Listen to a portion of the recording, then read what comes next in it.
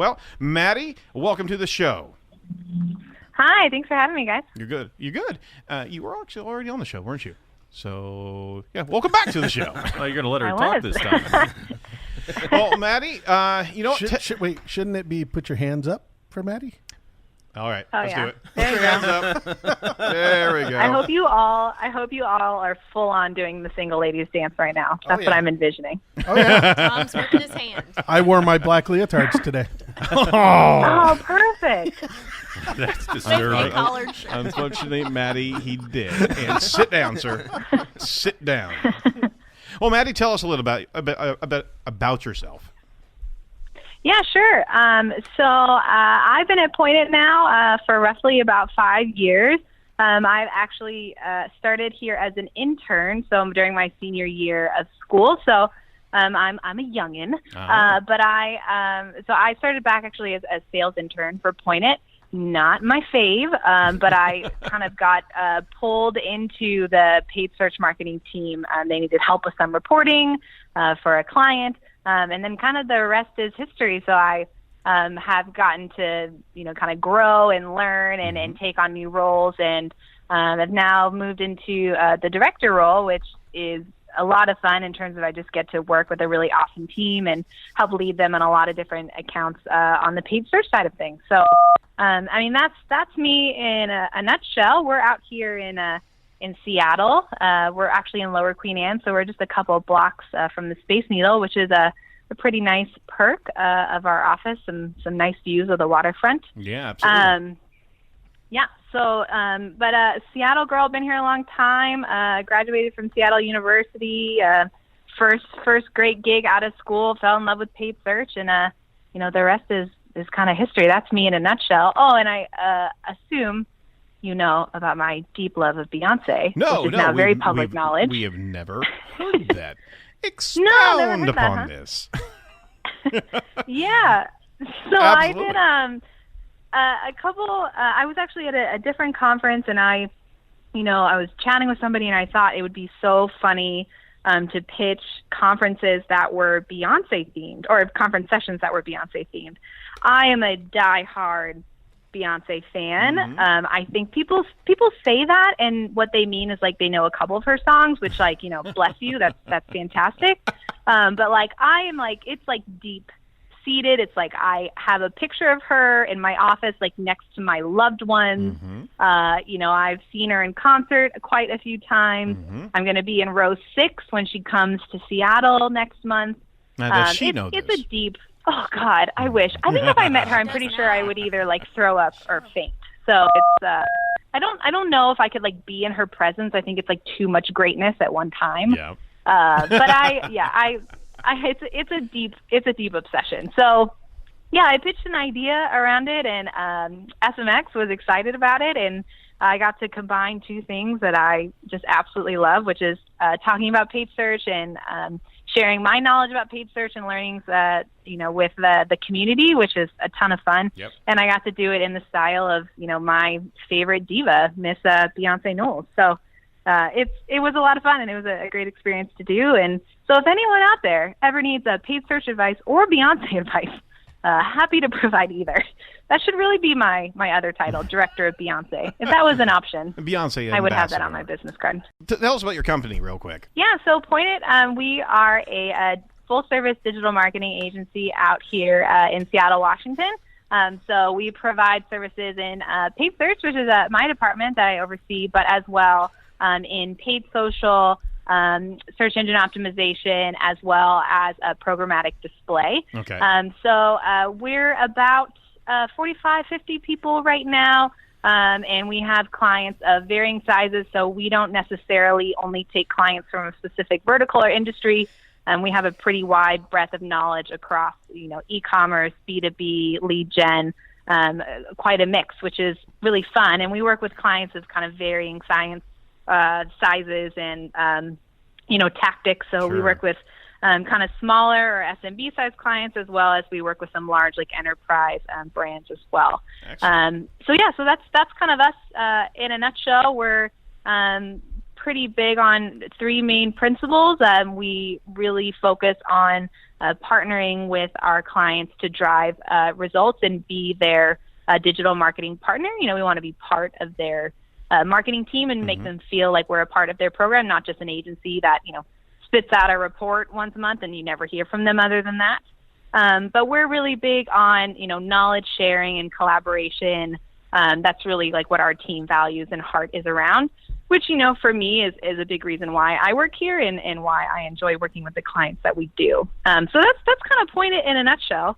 It's a great little company that I got lucky to stumble upon as an intern coming out of school here in Seattle. And it's just been a great place to be and kind of watch it grow from my point as an intern when we were roughly probably 12 to 13 people to where we are now. So it's been a lot of fun. Oh, that is fantastic. And it's great to be able to find an organization that has those type of ideals, those type of visions, because, that type of company needs to separate itself from a lot of stigma inside of digital marketing and SEO and like this. There's such garbage out there that you have to fight against, and you have to educate your clients as well, because I don't know about you, but we inherit a lot of old clients that have worked with digital marketing firms in the past, and there's such a they're burnt. They are coming in with a heck of a lot of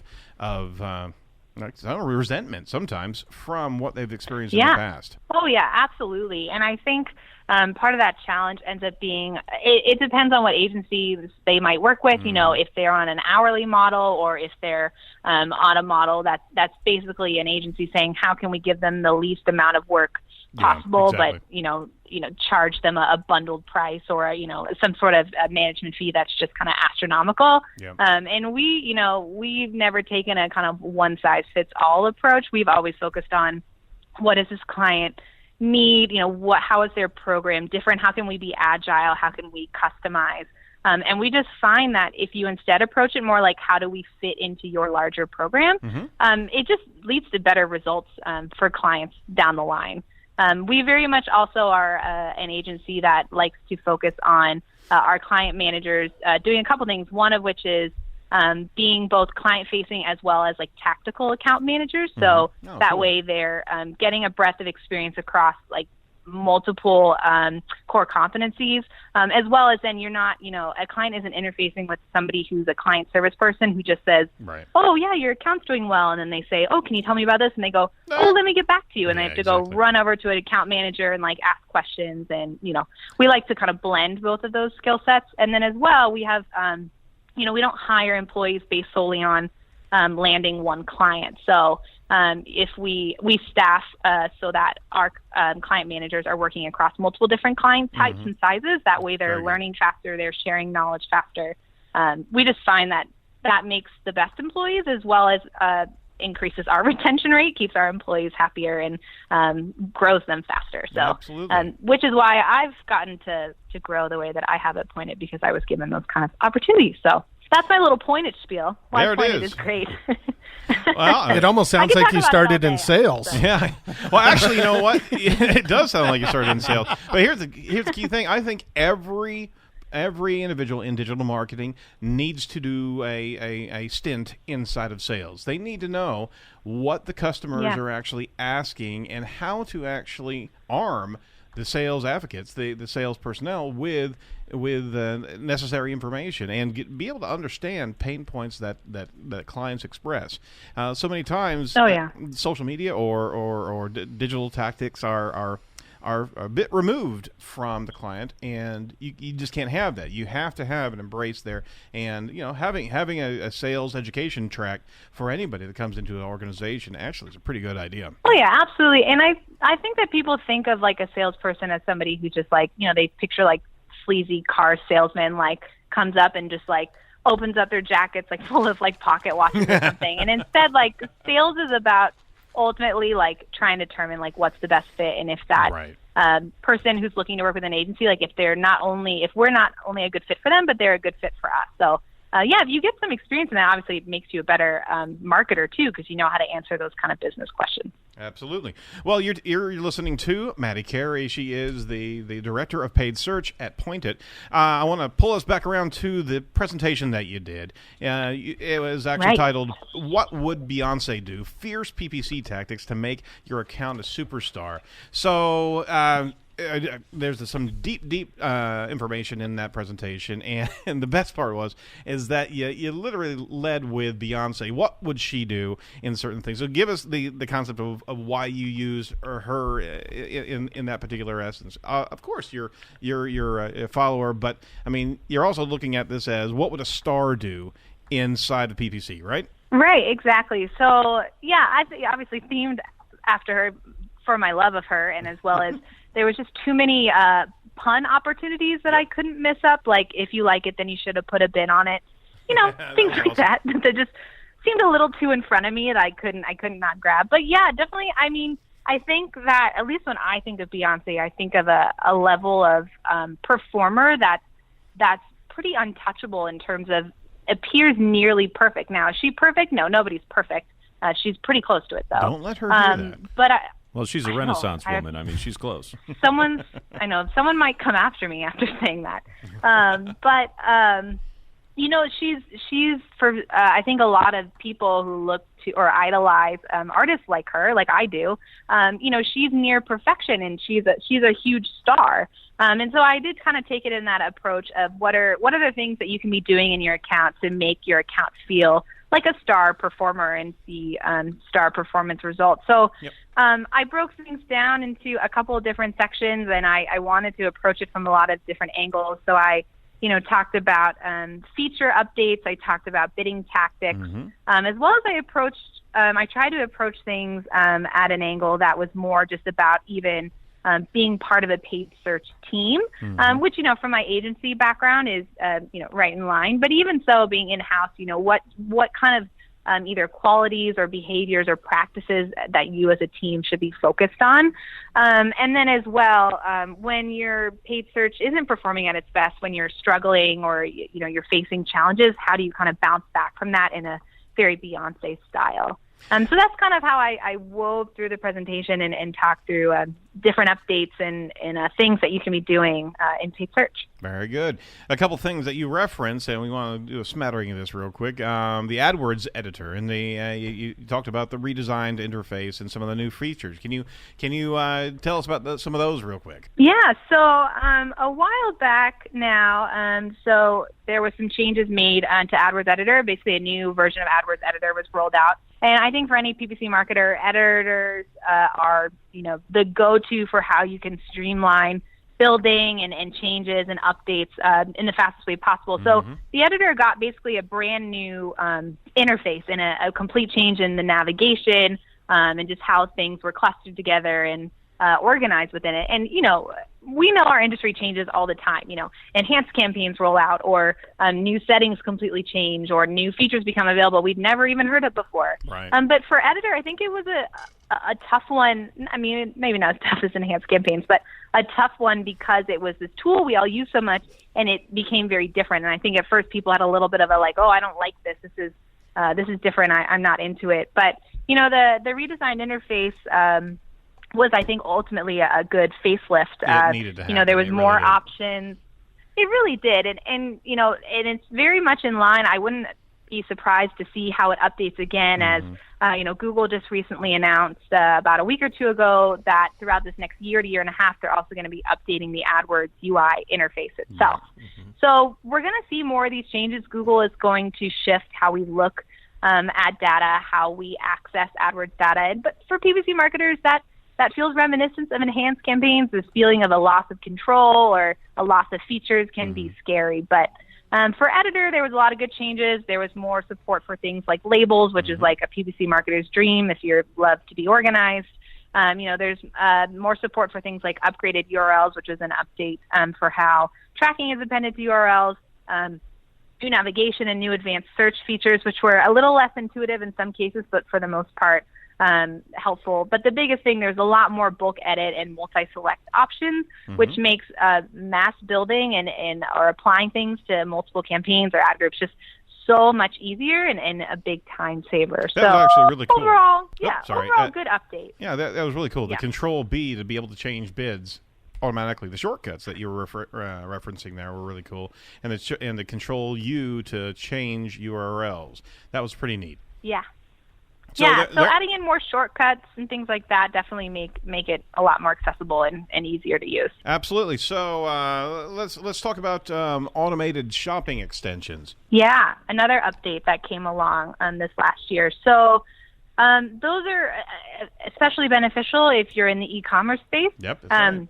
Shopping campaigns is another one that we only have so much control into how we build and optimize those campaigns. Yep. Targeting is all done basically via product targets. We can't bid on keywords in order to show shopping ads, which I think the average consumer who doesn't know about paid search wouldn't expect that. But that is how they work. So shopping extensions was a new automated extension feature that Google rolled out. So no additional cost. You could add extensions like showing things like free shipping or price drop information, as well as things like promotional text, which before you were manually entering in. Yeah, that disappeared, but you could set up promotional feeds that could basically be feeding into your product feed information. Mm-hmm. So those kind of things for me are also indicative of another shift I think Google is going to start moving in the next year or so, which is basically creating a more dynamic SERP environment for paid search. So shopping ads, when Google decided to remove the 4 ads in the sidebar, right. The first thing that I thought of, much like our Facebook conversation earlier, is, what's Google going to do to monetize that space? Right. They're removing some ads that don't perform that well. What can they put there that's going to perform better? What'd you think and about that's that? where I think what'd you think about that? Because from a paid search, you're a paid search professional. We do that as well, and that was some major real estate that was just removed from us. Without notice. Yeah, it was surprising, right? Everybody kind of had the chaos moment. Yeah, everybody freaked out. The amount of articles, and pointed in that too. We looked at it about 3. Well, we did an announcement post about it when we saw it happen, and then we did after about 3 weeks we did an analysis looking at the impact to our top spending clients. For the most part, what we see is that some of the impression volume has shifted a bit between the lower to positions 4 now are getting more impression volume than they did before. Sure. That's a bit of a shift as, that position 4 now sits in that top kind of bank of results. But when we look at click volume, click share hasn't really changed. People are still really clicking on positions 1, 2, 3. Sure. That didn't really shift too much. Depending on your vertical, I've read a lot of different studies about, or cases about how CPCs have been changed. Some are claiming they're seeing bigger increases. For the most part, ours seem pretty stable, no kind of major fluctuations that are alarming. So, I think for Google, they wanted to get rid of ads that I think consumers associated with being kind of junk ads. Just the format of them, they feel very similar to display text ads. I think the click-through rate on them has always been much lower compared when you look at the click share on positions 1, 2, 3. And so I think they said, let's get rid of the stuff that isn't for them, obviously big money driver, but also just not seeing very high click-through rate across a bunch of different verticals. Let's get rid of it. And I think their next step is going to be, how do we monetize it? So I think shopping campaigns are going to, take up some of that space, but I think they're going to find something new, whether that's something. Yep. Sponsored. Yeah. And that might be, putting things in the knowledge graph. They had, different, extensions that they were running there before that we had clients test for things like, we had a client in the music subscription space who tested running an ability to sign up for free trials or purchase songs there directly within the knowledge graph. So things like that, or buy buttons, or even actions in relation to offline or online to offline, if we're showing any location information in that right side. Certainly. I think that Google's gonna make changes to figure out how do they monetize that in a way that's either more dynamic or more visual in some way beyond just kind of the crappy looking text ads on the right rail. I'm gonna go with video ads.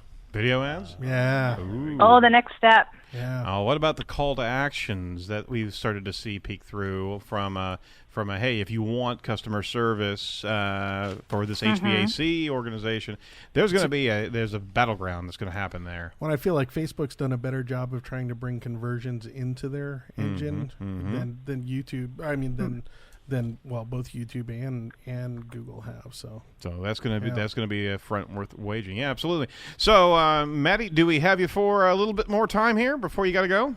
Yeah. Excellent. Yeah, absolutely. Excellent. All right, so we're going to tie this one off. We're going to continue talking to Maddie and talk about the Perfect PPC Team and what they should be doing coming up right after this. All right, Maddie, you kind of shifted in some of your presentation from tactics to actually talking about the flawless PPC team, and I wanted to kind of expand upon that. Because a lot of times we're onboarding clients that have had bad experiences with their paid search before, or teams marketing teams that unfortunately dropped the ball, and we want to arm the listeners of the show of what they should be expecting out of the Perfect PPC team. So I'm going to ask you to take it away. What do you think about that? Yeah, I think I agree. I think, as somebody, for myself, who works in an agency life, we definitely hear feedback from clients that we've inherited from other groups or even people who've worked in different in-house environments and been on, digital marketing teams or specifically paid search teams where there were some big gaps. And I think there's a couple of ones that are kind of major red flags if you're either working with an agency or you're even on a team where you notice some of these things that it probably means that there's a need for some sort of change. So I think I always break it down to kind of three main things, and if these three things aren't happening with an agency you're working with or a team you're on, it's probably time to make a change. And so that first thing is, your PPC team should measure results in some way. Now, ideally, they should also be driving results, but they should be measuring them, defining what goals are, and then actively optimizing to them. So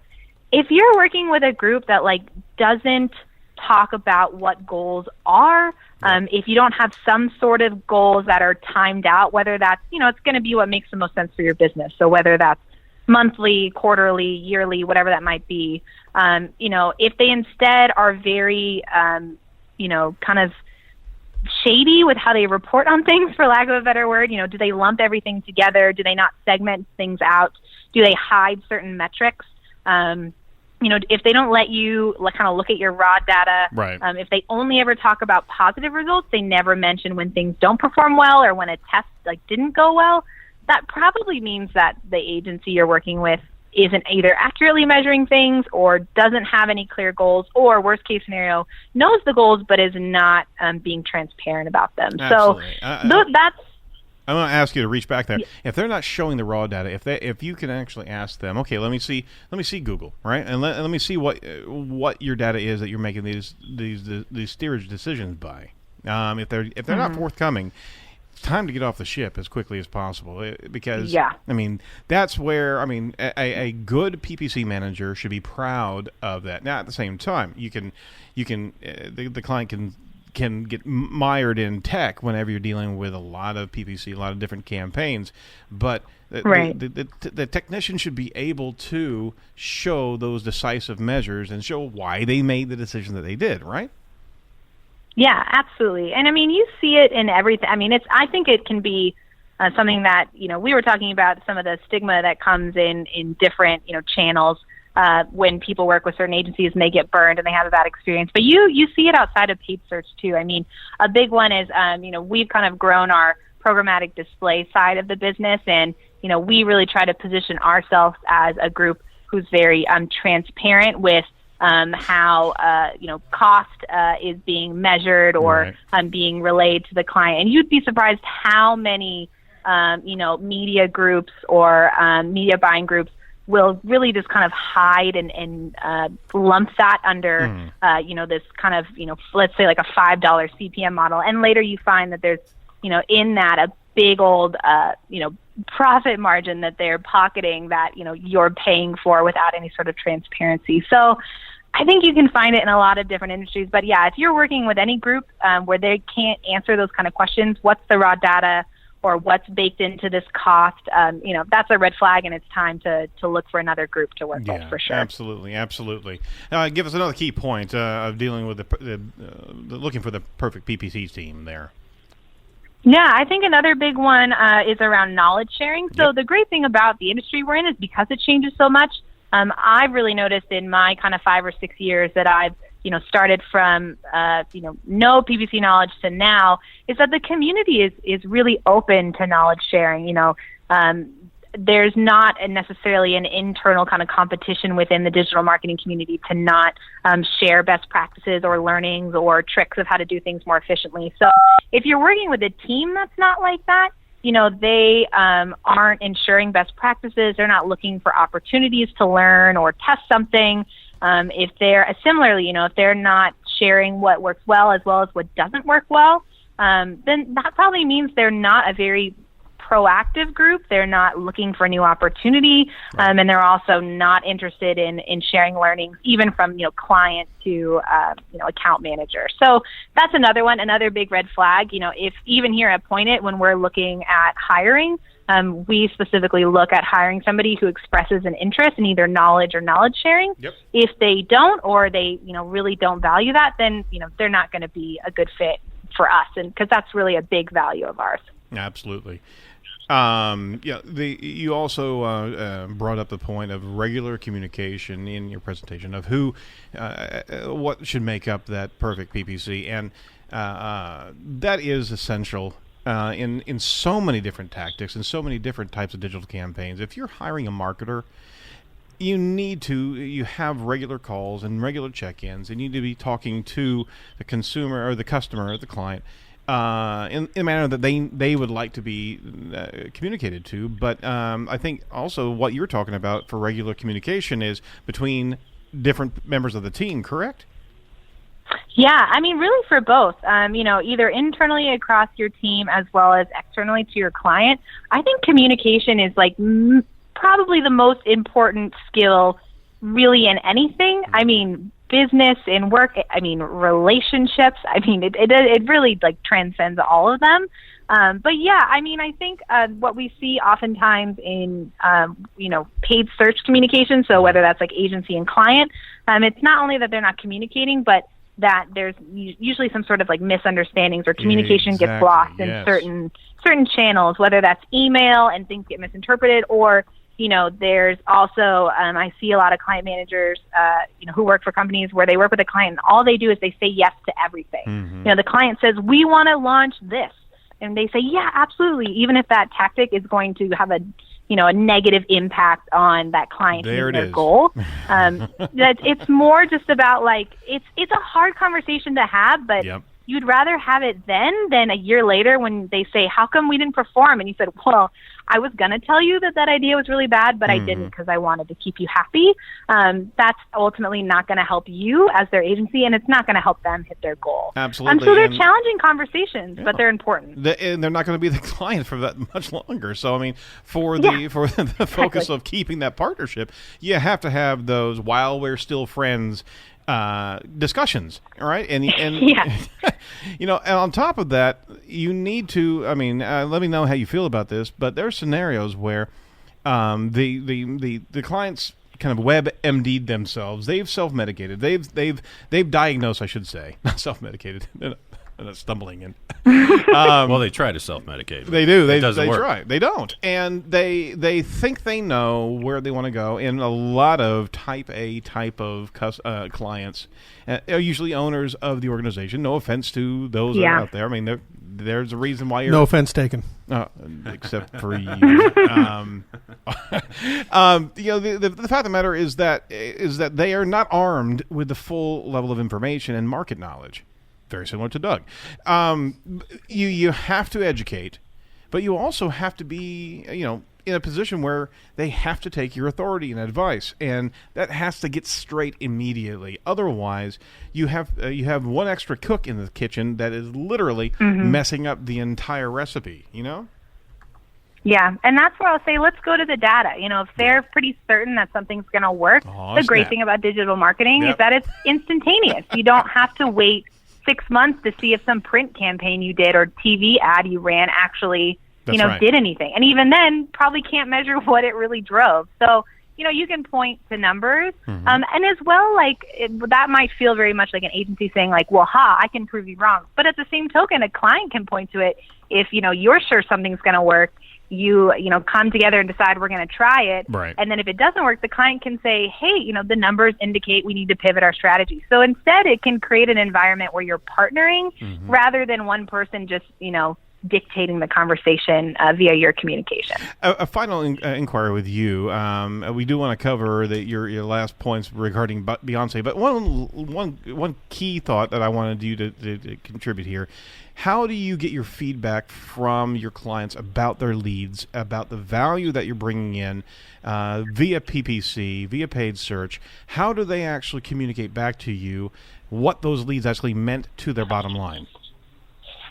Yeah, in the paid search realm, primarily what we're doing is we're partnering with that client to figure out how best to track that lead quality. So for a lot of clients, it's figuring out some sort of customization in either importing metrics from, their programs like Salesforce, sure.